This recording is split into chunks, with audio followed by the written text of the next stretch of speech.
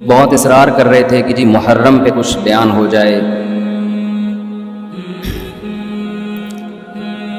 محرم میں دو طرح کے موضوعات ہوتے ہیں. ایک تو کربلا کے موضوع کو بیان کیا جاتا ہے، اس پر میں ایک دفعہ بیان چند سال پہلے کر چکا ہوں کہ اس میں معتدل رائے کیا ہے. کبھی موقع ملا تو دوبارہ بیان کر دیں گے انشاءاللہ کہ اس سے ہمیں اسباق کیا ملتے ہیں، اس میں صحیح بات کیا ہے، واقعے کا صحیح پہلو کیا ہے. اس میں افراط و تفرید بہت ہے، مبالغہ آرائیاں بہت ہیں. سیدنا حسین ابن علی رضی اللہ تعالی عنہ کو کربلا میں شہید کیا گیا، یہ بہت بڑا ظلم ہے، اس میں دو رائے نہیں ہو سکتی. اور بڑی بات یہ کہ حکومت کی سرپرستی میں یہ کام ہوا ہے، اس لیے یہ بڑا ظلم ہے. جو اسلامی حکومت تھی، جو خلافت کی دعوے دار تھی، شاید اسلامی تاریخ میں اس سے بدترین واقعہ ہمیں نہیں ملتا. لیکن یہ ایک واقعہ ہے، محرم کا اس سے براہ راست کوئی تعلق نہیں ہے. واقعات تو کسی نہ کسی مہینے میں ہوتے ہیں، کسی نہ کسی تاریخ کو ہوتے ہیں، تو ان واقعات سے عبرت حاصل کرنی چاہیے، نہ کہ ان تاریخوں کو پکڑ کے ہم بیٹھ جائیں.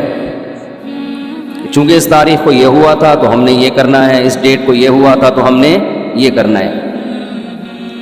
ہمیں کسی قیمت بھی اسلام کا دامن ہاتھ سے نہیں چھوڑنا.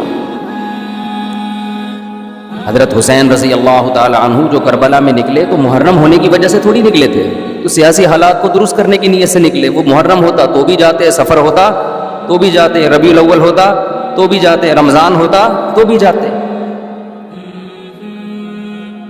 اس کا محرم سے کیا تعلق ہے؟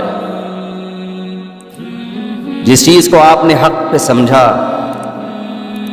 اس کے لیے آپ نے خروج کیا، اس کے لیے اپنی گردن کٹا دی. غیرت کی شہادت کو ذلت کی زندگی پر ترجیح دی، پورا خاندان کٹوا دیا، مگر غیرت پر سودا نہیں کیا. تو اگر یہ سفر میں آپ کو موقع ملتا تو آپ سفر میں نکلتے، ربیع الاول میں موقع ملتا تو ربیع الاول میں نکلتے، رمضان میں ملتا تو رمضان میں نکلتے. ہمیں کیا کرنا ہے؟ چاہے محرم ہو، چاہے سفر ہو، چاہے ربیع الاول ہو، چاہے ربیع الثانی ہو، جمادی الاولیٰ، جمادی الثانیہ، رجب، شعبان، رمضان، ہمیں حکم یہ ہے کہ شریعت نے ہمیں جو حکم دیا ہم اس سے تجاوز نہ کریں. تو بہن بھائی فرقے بنتے چلے جائیں گے، محرم میں جو کچھ ہو رہا ہے یہ لوگ کریں گے. نبی نے فرمایا 73 فرقوں میں امت تقسیم ہوگی.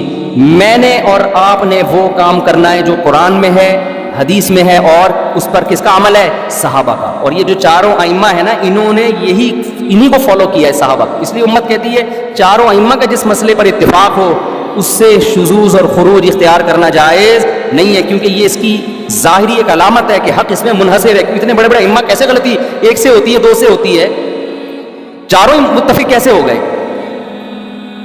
اور اگر آپ نہیں مانتے، اتنی بات تو مانتی ہو نا نبی اور صحابہ، یہ تو منصوص ہے نا. تو مجھے بتاؤ محرم صحابہ کی زندگی میں آیا تھا کہ نہیں آیا تھا؟ اہل بیت کی زندگی میں آیا تھا نہیں آیا تھا؟ کوئی ایک صحیح روایت ہمیں ملتی ہے کہ اہل بیت نے وہ کچھ کیا جو آج ہم کر رہے ہیں؟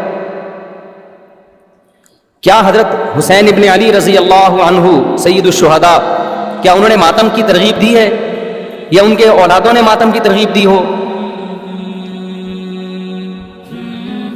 غم منانا، غموں میں رونا پیٹنا، ماتم کرنا، اسلام صبر کی تلقین دیتا ہے. اہل بیت کا حکم بھی کیا تھا؟ صبر.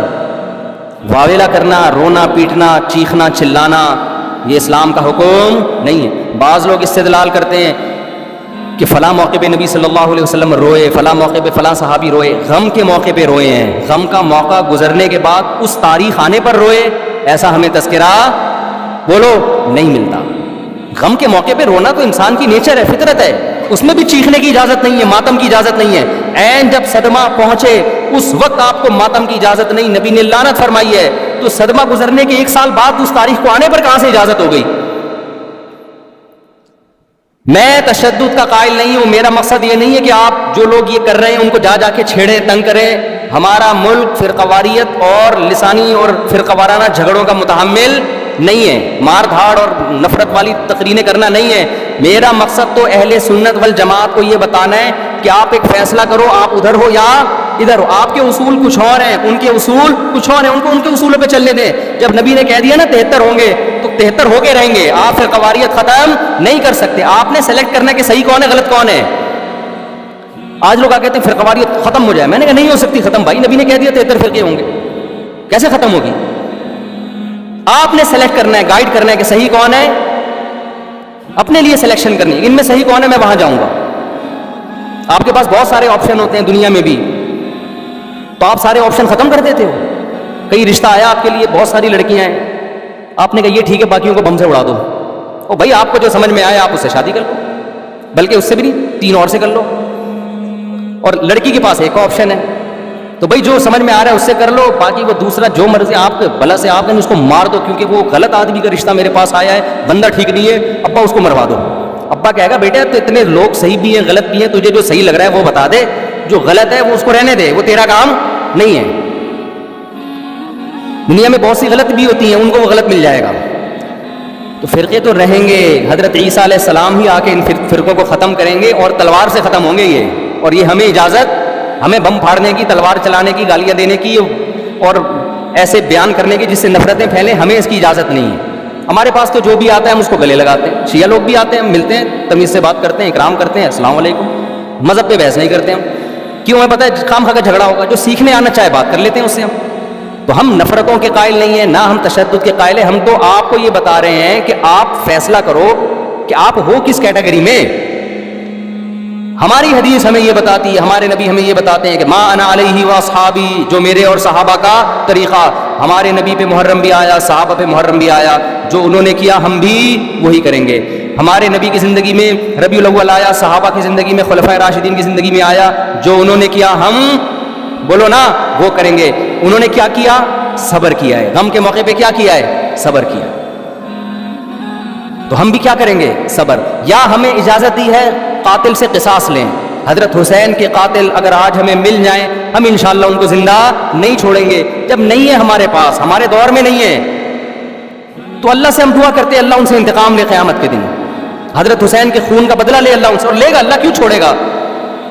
لیکن اگر ہم نے اس حدود سے تجاوز کر کے ہم نے وہ کچھ کیا جو اللہ اس کے رسول کی منشا کے خلاف ہے، تو میرے بھائی جہاں قاتلوں سے سزا لی جائے گی، اللہ ہمیں بھی نہیں چھوڑے گا. کہ یہ کون سی اہل بیت کی تعلیمات تھی جس پر تم عمل کر رہے ہو. سفید لباس اسلام میں پسندیدہ ہے، ٹھیک ہے، نبی نے ہر رنگ کا لباس پہنا ہے. پسند کس کو کیا؟ سفید. وہ محرم میں بھی پسندیدہ، وہ سفر میں بھی، وہ ربیع الاول میں. جیسے ہی رشتہ میسر ہو، اسلام حکم دیتا ہے نکاح میں تاخیر نہ کرو، چاہے محرم ہو. محرم ہے تو سفر تک ڈیلے نہ کریں، سفر میں رشتہ ملا تو ربیع الاول تک ڈیلے نہ کریں. ویسے بھی میرے بھائی جس نے 4 شادیاں کرنی ہوں گی، وہ اگر ڈیلے کرنا شروع کر دے تو اس کی ہو گئی. پھر اسلام میں تو یہ کہ جلدی نکاح کرو.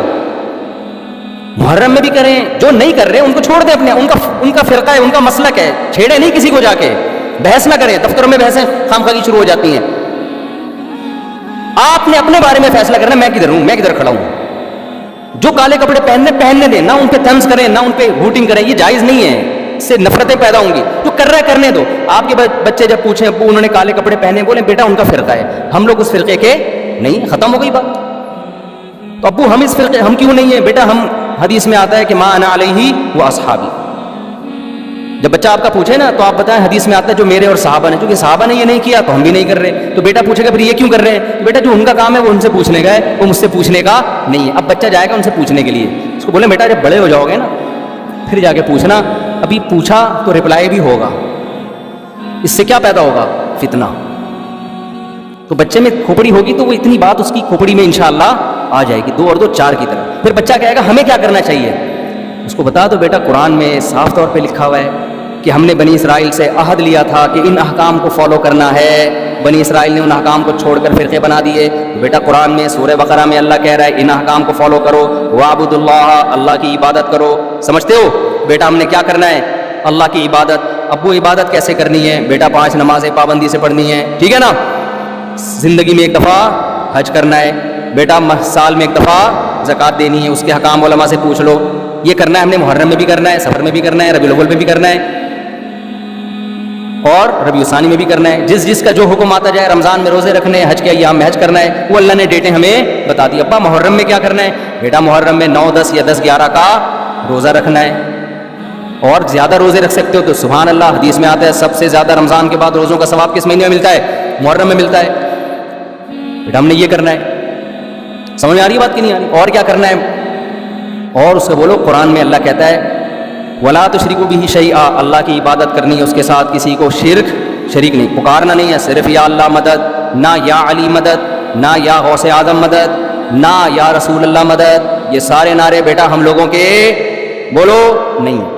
اچھا ابو فلاں نے فلاں کتاب میں لکھا ہے کہ یا رسول اللہ مدد تو دائرے اسلام سے خارج ہے. بیٹا کون دائرے میں داخل ہے کون خارج ہے یہ تیرا ہیڈک, کیونکہ بچے نے اسکول لے کے پھر وہ فتوے دینا شروع. بیٹا اس کو چھوڑ دے اپنے حال پہ, میں جو تو نے کرنے کے کام ہے وہ میں تجھے بتا رہا ہوں. وہی ہے نا, ایک آدمی رات کو تہجد میں اٹھ کے دعا مانگ رہا تھا, اے اللہ سارے لوگ سو رہے ہیں, میں اکیلا جاگا ہوا ہوں, اس عمل کی لاج رکھ لے, سارے لوگ خراٹے لے رہے ہیں, میں اکیلا. لوگوں نے کہا بھی تو اپنی باتیں بتا, ہماری برائیاں کیوں کر رہا ہے اللہ کے سامنے. ایک آدمی نے کمبل نکال کے بولا بھائی تو اپنا بتا نا, ہماری برائیوں ہمیں کیوں ساتھ میں گھسیٹ رہا ہے, یہ لوگ سو رہے ہیں.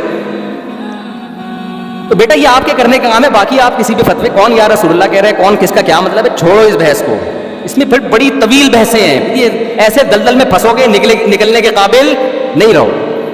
اچھا ابو اور کیا کرنا ہے میں نے, تو ان کو بتاؤ وَاعْبُدُوا اللَّهَ وَلَا تُشْرِكُوا بِهِ شَيْئًا وَبِالْوَالِدَيْنِ إِحْسَانًا. بیٹا ماں باپ کے ساتھ کیا کرنا ہے؟ احسان. کیسے احسان کرنا ہے؟ اللہ کہتے ہیں لا تقل لهما اف, ماں باپ کے سامنے اف بھی نہیں کہنا, ان کے قدموں میں جنت تلاش کرنی ہے, محبت سے ان کی پیشانی پر دیکھنے سے حج عمرے کا ثواب ملے گا. سب سے بڑا حق اللہ رسول کے بعد کس کا ہے؟ والدین کا. ابا اور کیا کرنا ہے میں نے؟ وَبِالْوَالِدَيْنِ إِحْسَانًا وَبِذِي الْقُرْبَىٰ, بیٹا جو رشتہ جتنا قریب ہے اس سے بنا کے رکھنی ہے. ماں باپ کے بعد سب سے قریبی رشتہ بھائی بہنوں کا ہے, ان سے توڑنے نہیں دیکھنا, چاہے محرم ہو چاہے سفر میں ہو. کوئی روٹھا ہوا ہے تو اس کو جا کے کیا کر لو, راضی کر لو, ان پہ خرچ کرو, ہدیے دو, ان کو نذرانے دو, تاکہ یہ جڑیں. جو رشتہ داری توڑتا ہے وہ محرم میں جو مرضی کر لے, حدیث میں آتا ہے وہ جنت میں نہیں جائے گا, چاہے وہ ربیع الاول میں جو مرضی کر لے.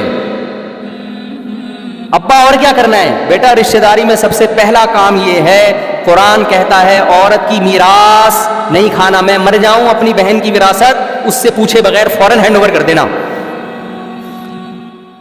سمجھ آ رہی ہے بات کی نہیں آ رہی ہے؟ فوراً کیا کر دینا, اس کے حوالے کر دینا, میں مر جاؤں. ایسا نہ ہو 20 سال تک مانگتی رہے, یا آپ بولو ہم نے جہیز اتنا دے دیا تھا. اور بھی اس طرح کے حکام ہیں جو سورۃ بقرہ میں ایک ہی جگہ اللہ نے وَقُولُوا لِلنَّاسِ حُسْنًا, جب بھی لوگوں سے بات کرنی ہے اچھے اخلاق سے بات کرنی, تمیز سے بات کیا کرو. بیٹا جب تم بات کرتے ہو تو لگتا نہیں ہے کہ تم نے تمیز کہیں سے سیکھی ہوئی ہے. آہستہ آواز میں بات کیا کرو, دھیمے لہجے میں بات کیا کرو. یہ تو نہ کہیں تمیز سیکھی ہوئی نہیں ہے, پھر اور بدتمیز بن جائے گا.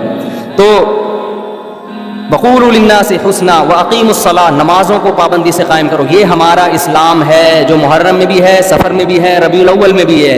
اس کے علاوہ جو کچھ ہے میرے بھائی وہ ہماری اپنی اختراعات ہیں, ایجادات ہیں, اس میں اللہ کی رضا شامل نہیں ہے.